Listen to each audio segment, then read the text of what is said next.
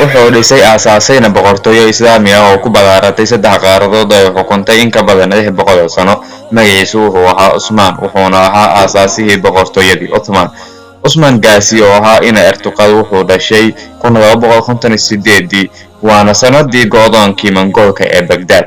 aabihiisa wuxuu xukumi jiray dhul yar oo ay ka mid tahay Zagud, isagoo difaacaya xadka Seljuk ee ka dhanka ah weeraradii Byzantine.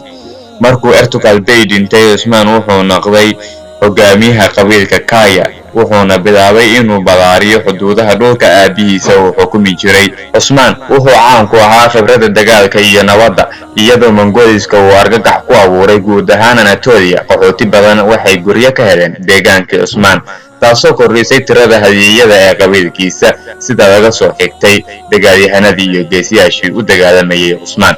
Cusmaan wuxuu ku riyoonayay inay gaaraan xukuumadiisa iyo go'aamadiisa guud ahaan Yurub, Aasiya iyo Afrika.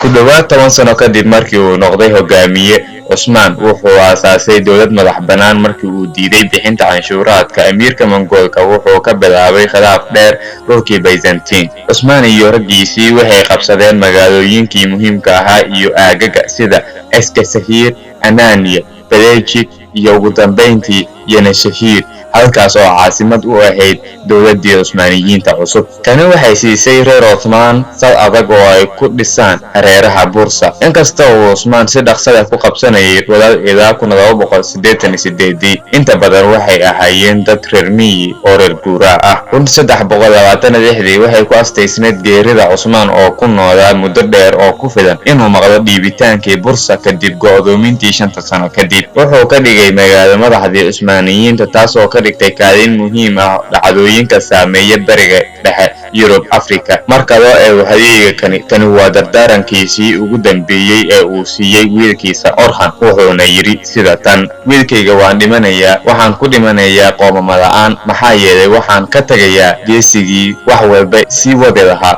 noqon mid jecel wanaaga oo naxariis muuji, dhammaan ummadaada sii badbaadin iyo daryeel, oo fidi awaamiirta nabigeena Muhammad, nabadgelyo iyo naxariis korkiisa ha ahaatee.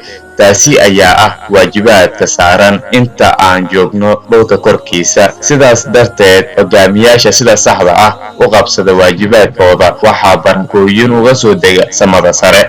ka hogaamiye iyo dagaalyahan, Cusmaan wuxuu ku tilmaamanaa daacadnimo iyo ixtiraam weyn. waxaa lagu yaqaanay inuu yahay nin go'aamadiisa ay cadaalad yihiin iyo wanaag wada dhaqmo dhammaan muwaadiniintiisa, iyagoo aan loo eegaynin jinsiyadda ama diinta.